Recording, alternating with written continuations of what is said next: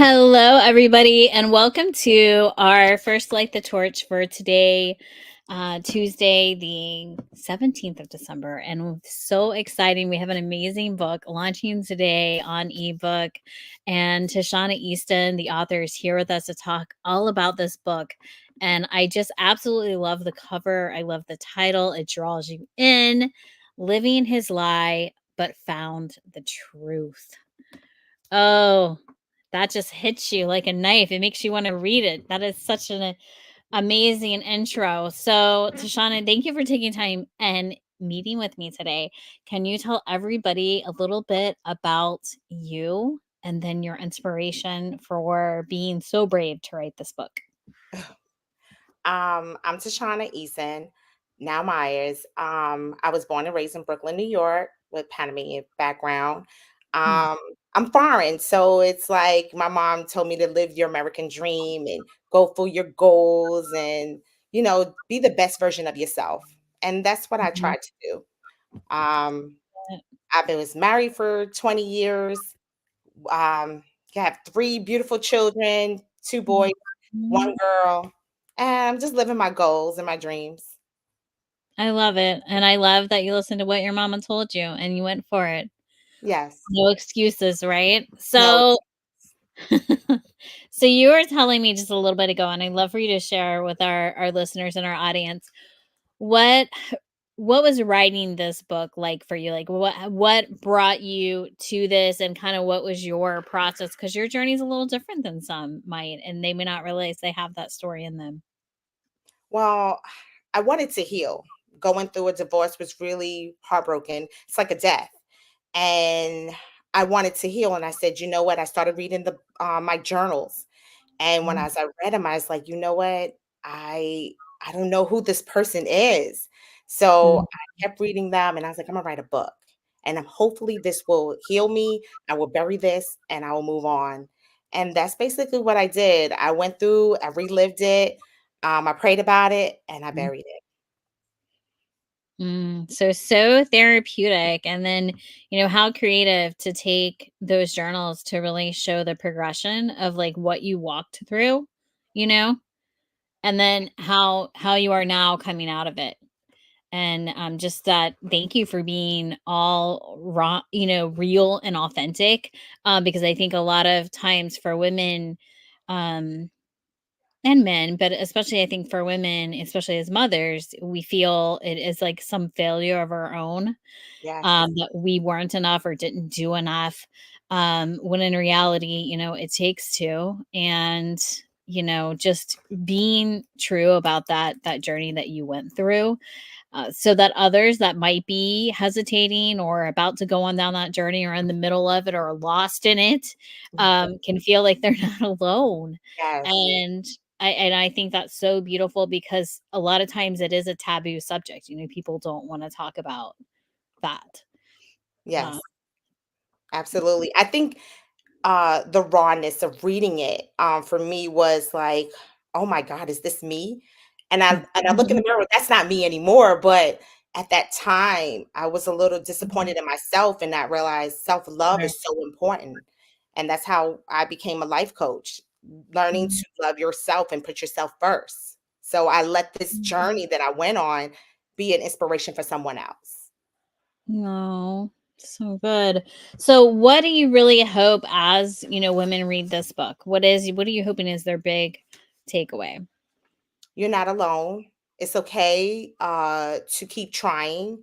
Um, you could overcome anything. Uh, I would say love yourself. You're so important. Don't continue to do these things that you know that doesn't make you happy. Put yourself first. And that's basically it. Just put yourself first. Don't get so lost in a relationship that you don't know who you are when you look yourself in the mirror. Right. I love that. And, what is one of the you just kind of trick or tidbit that you could give someone listening now that might be kind of having that struggle, right? Of loving theirself, even seeing themselves for who they are in the mirror. What's something that you did when you were in that survival mode that kind of helped you? I think I put God first. I realized that I couldn't do this by myself, and I Mhm. had to tug on God more than I was in the marriage. I know that I had a relationship with God, but this time I was by myself. And even though I got scared, I got cold feet a few times, like I'm going back. And there was times that God said, "No, I'm your God. I have you. Keep it pushing." And I kept being consistent with myself. And I'll be honest, we're so consistent in a relationship, in a marriage, that we're not consistent with ourselves. We put ourselves to the Yeah. back. But if you put that same effort that you put in this relationship with yourself, oh my God, you see the effect. So Mhm. I love that. I love that. What a great tool to give those that are listening. Um, Now, I know this book's just coming out. It's coming out the ebook now. A couple weeks, it's going to be paperback, and I'm so excited for this baby of yours to come alive and to share this story. What are you hoping, other than giving people a tool and a resource and helping people feel they're not alone? But kind of what's on the future for you? I want to be able to change lives. I want to use what I've been through and let God use me and change women's lives. It could be a woman or a man or whatever, but I want to be able to change women's lives and um, be able to start networking, helping others, getting more in tune because I felt alone. So I want to tap into other women that's going through the same thing, Mhm. and let them know that I'm here to support. Great. And how is a way, if a woman's listening now and they're like, "Oh my gosh, this she just has accomplished all the things I'm trying to accomplish," and they want to reach out. I mean, you are a life coach, you are helping women. How's a way for them to connect with you? You can reach me by Brooklyn Beauty Salon at yahoo.com. Also, I have a Geonica Couture, which is on Instagram. I have Brooklyn Beauty Bar on at Facebook. I also have Brooklyn Beauty Bar GA .com. That's my website. Love it. I love it. So lots of great ways to get in contact with Tanisha and to, if you're out there and you're suffering, you're alone, maybe you just got divorced, maybe you're contemplating the divorce, maybe it's not divorce, but you just feel a little lost in the world and you need to get a little grounded and have a mentor. She is an amazing one. I mean, she's a businesswoman, she's a mom, and she's a survivor, and she's made this amazing book. So if nothing else, please go check out her book. You can get it on ebook now on Amazon, pretty soon out to all the retailers. Living His Lie, but Found the Truth. And it's the back, it says, is really beautiful too. It says, "Not knowing your self-worth comes with a price no one wants to pay. Paying attention to the red flags can save you the headache and the pain that many suffer for not loving themselves enough to let go." And that is so true. I think that, again, as women, we do get trapped. We figure, oh, well, for some people, it might be, more red flags. They might be suffering abuse or some other things, but maybe it's not red flags. Maybe it's just realizing that the two of you are oil and water, and realizing that maybe holding on thinking you're doing what's best for the kids isn't what's best for the kids, because it's not what's best for you. And when mom's not 100%, everyone is going to suffer.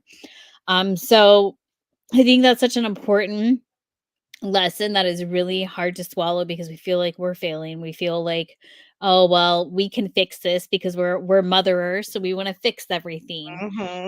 Hmm. But remembering that we have to fix ourselves, because if ourselves aren't in a good space, we can't truly be where we need to be the mothers that we want to be to Absolutely. those kids either. So now, if you are up in New York and you want to make an in-person connection with Tanisha, she is a business owner, does have some businesses up there. And hopefully we'll be getting her some book signings here soon where you can actually meet with her in person. That would be truly exciting too. Some events coming up. So again, you could follow her on her social media, and that way you can make those connections. But if nothing else, get the ebook, read it, leave a review, let her know what your thoughts are, connect with her. Now, Tanisha, I think I heard something about you might have another project on your hands soon. Oh, yes, it's coming really soon. Really soon. I'm praying about that one, but it's Okay. coming really soon. All right. Well, I'm excited for this project and I'm excited to see what you come up with next. Now, is there other, I know you said for you, one of your tools was to really lean on God. And that's great. And I think it is a great tool that a lot of times we downplay. So, you can have those quiet moments with God. You don't have to have a lot of other things, or you don't have to go to the store and buy it. He's there. He's right there. And you can reach out at any time. Yes. Is there some other type of exercise that you would do or that you encourage your clients to do that helps to really boost that feeling of self-worth? I really feel like get a hobby. There's things that if you have a dream that you want to fulfill, try them. Um, when I do my life coaching, I kind of narrow down what is it that you really want in life. And Mhm, we will look at that and start working on those areas. Whether it be becoming a flight attendant, whether it be becoming a book writer, let's start somewhere. Start mhm, now. And that's all I have to say. Like, I feel like if you start now, you'll mhm. start seeing God just flourish right in your life. Yeah, So it starts with you. it does. And that is a great tip too, to start now. Um, I tell my daughters all the time, why wait? In fact, the name of their show is Why Wait, Be Amazing. Oh, nice. Um, because in today's world, like you said, if you pause too much, sometimes you might get trampled.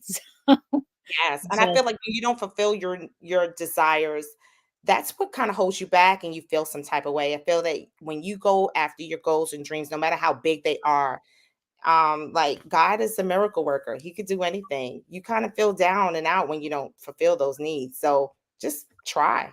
What does it hurt? mhm, love it. So now, aside from obviously maybe the Bible, since you are so spiritual and connected, what are some other books that you enjoy reading? I read this book that really changed my life, and it was through the divorce. It's I'm Addicted to Pain. I think her name Mhm. was Rainey Howard. And she spoke to me in that book, and I'll be honest, that's what inspired me to finish my book because it was like a workbook. And I kind of wrote things down that I didn't realize about myself. I'm addicted to pain. You keep going back for more. So it was really inspirational and it was a movement. So I love that about Rainey Howard. It was a really good book. That's a Good. good book. That's great. What a great tip. And now you turned around and said, I'm gonna do the same thing. So now they don't just have I'm addicted to pain, Rainy Howard. They have Tishana Easton's book, and they have another example for them that can give them strength and guidance, living his lie, but found the truth. I love it. Well, Miss Tanisha, thank you so much for joining us today. I appreciate it. And I am so excited for this journey you're about to go down of being an author, accomplishing another one of your amazing goals, as well as really uplifting women, empowering them, and helping them feeling supported and that they are not alone in this journey. And that even though you're going through something that feels so difficult and so terrible, you can come out the other end a stronger person, a better person, and keep moving forward. Take action now. Yes. Love it. Absolutely. Thank you for having me. Oh, of course. Take care, Tisha. See you again soon. I'm Okay. very sure. Thank you.